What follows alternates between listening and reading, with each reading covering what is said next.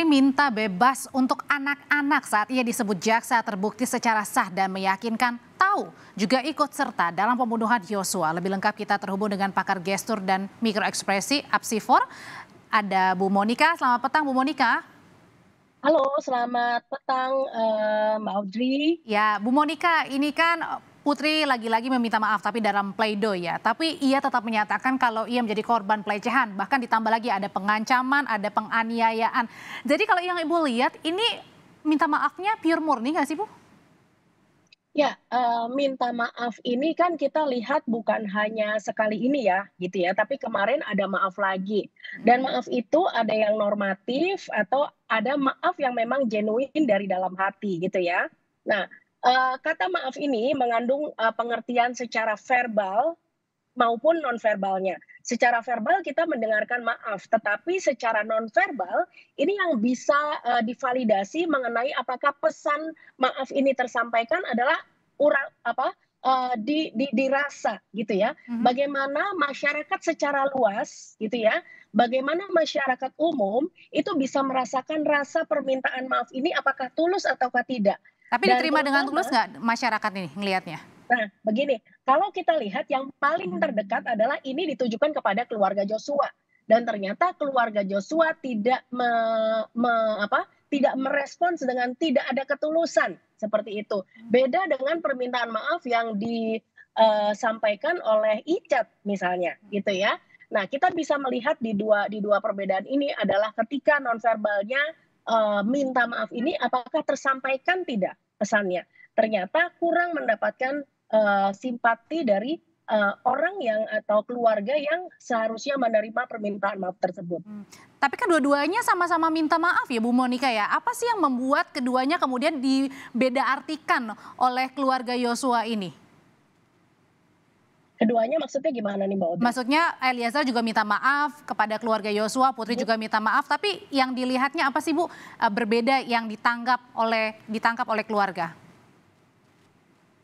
Ya, jadi kalau secara verbal memang mengatakan minta maaf. Secara nonverbal, bahasa nonverbal bisa diamati dari gestur, ya.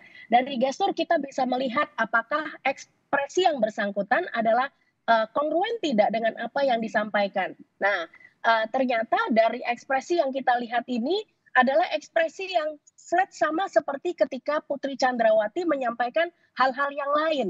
Jadi tidak ada sesuatu yang terasa berbeda begitu. Terus kemudian kalau kita melihat dari kanal-kanal lain yang bisa kita amati untuk bahasa nonverbal ini, kita bisa mengamati dari suara yang bersangkutan. Nah, ternyata juga dari suara ini kita tidak mendapati sesuatu yang truth yang bisa dirasakan sehingga akan terasa oleh orang, bukan hanya keluarga Joshua, tetapi juga masyarakat umum merasakan nggak ada ketulusan Ketulusannya atau ya? tidak. Betul, begitu. Jadi Oke. ketika kita melihat dari facial expression, dari mikroekspresi maupun dari suara yang bisa kita amati, masyarakat belum mendapatkan rasa permohonan maaf ini adalah maaf yang genuine seperti itu, Mbak. Oke, kalau Verdi Sambo gimana Bu? Kemarin kan dia juga mengaku rapuh, menyebut dirinya terhormat tapi terperosok dalam sekejap karena ini. Ya, pada saat pledoi kemarin, kita terkejut dengan tajuk yang disampaikan, ya. Jadi judulnya adalah secerca harapan di ruang sidang yang terbatas atau sempit. Kemudian beliau juga mengatakan bahwa sebetulnya ingin diberi judul pembelaan yang sia-sia. Nah, hal ini adalah merupakan ungkapan yang tulus dari dalam hati. Dan bagaimana apakah ungkapan ini kongruen dengan bahasa tubuhnya atau gesturnya? Saya mendapati bahwa apa yang disampaikan ini kongruen dengan gestur dan mikroekspresinya. Karena semuanya sudah menjadi terasa flat. Kita tidak menemukan ada tekanan-tekanan tertentu sama ketika seseorang ini mengatakan atau menyatakan pembelaannya. Nah, sehingga ketika statementnya di bagian akhir minta untuk dibebaskan, kemudian merasakan perasaan-perasaan yang lain atau Rapuh? tuntutan-tuntutan yang lain gitu ya, kita mesti juga lebih expand our thought bahwa kecuali Verdi Sambo secara pribadi ada kuasa hukum juga yang berperan di sini. Nah, di masing-masing bagian yang terlibat pastinya mereka memiliki KPI sendiri gitu ya.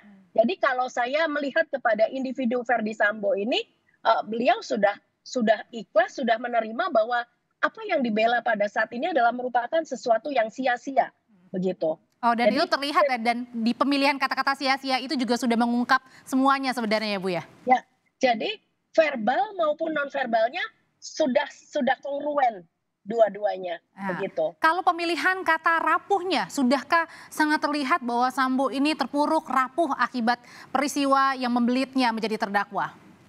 Ya, di akhir-akhir persidangan kita memang melihat Sambo yang sudah terlihat berbeda ya, artinya dari tekanan-tekanan maupun dari intonasi, dari ritme dan sebagainya. Ini kita melihat bahwa Sambo juga sudah menggunakan apa namanya deeper voice seperti itu. Jadi ketika seseorang itu rapuh ya, memang menggunakan apa tone suara yang berbeda juga dan bahkan juga dari gestur maupun dari penekanan pada kata-katanya, begitu. Kalau Sambo kemarin juga meminta maaf, ada nggak sih yang Ibu lihat permintaan maaf Sambo kali ini mungkin lebih tulus di depan hakim karena ini menjadi satu-satunya kesempatan di dalam pleido untuk membela dirinya? Ya, permintaan maaf ini tidak berbeda gitu ya dari statement-statement yang lainnya, sehingga kita boleh mengesampingkan mungkin kalau pihak keluarga ini sudah antipati terlebih dahulu gitu ya, tetapi kalau kita secara netral melihat pada saat ini permohonan maafnya, ini adalah permohonan maaf yang levelnya ini sama seperti ketika Sambo juga meminta maaf kepada uh, pihak-pihak lain yang dirugikan karena perbuatannya, begitu. Oke. Nah tadi Sambo sudah, nah kita kembali lagi ke Eliezer, Bu Monika. Dalam pleidoinya kemarin kan Eliezer bilang ia merasa diperalat. Kejujurannya itu tidak dihargai, maksudnya kejujuran tidak dihargai, Ibu bisa mengartikan nggak? Kalau mungkin ada rasa penyesalan, Eliezer jujur tapi kok malah begini gitu? Ya, ekspresinya judulnya namanya subtle expression, Mbak. Jadi beragam ekspresi yang muncul, ada sedih, ada marah, ada kecewa, dan sebagainya. Nah, ini terlihat sekali dari ekspresinya. Dan juga terlihat karena Eliezer ini juga membuat nota pembelaannya ditulis tangan, dan kemudian tangannya juga tremor, gitu ya. Nah, dari suara, dari facial expression, dari mikro, dan sebagainya, ini kongruen untuk mengekspresikan perasaan hatinya yang sudah putus asa seperti itu, bahwa menjadi justice kolaborator, dan bahkan kalau kita lihat juga bagaimana masyarakat bisa merasakan dampak dari nonverbal, karena kalau kita lihat bahwa kecerdasan intelektual Eliezer mungkin berbeda dari kecerdasan intelektual Pak Sambo gitu ya, tetapi masyarakat bisa merasakan ada ketulusan di sini. Kenapa berbondong-bondong orang bisa berempati? Nah, efek dari empati yang bisa dirasakan secara bersama-sama ini, secara kumulatif adalah dampak dari bahasa nonverbal. Oke, saya bisa tangkap dari perbincangan singkat kita bahwa Eliezer dalam pembacaan pledoi ini tulus ditangkapnya termasuk dari keluarga Yosua, tapi berbeda dengan Putri dan juga Sambo. Terima kasih Bu Monika sudah berbagi informasi, berbagi pandangannya di Kompas Petang mengenai pledoi kemarin.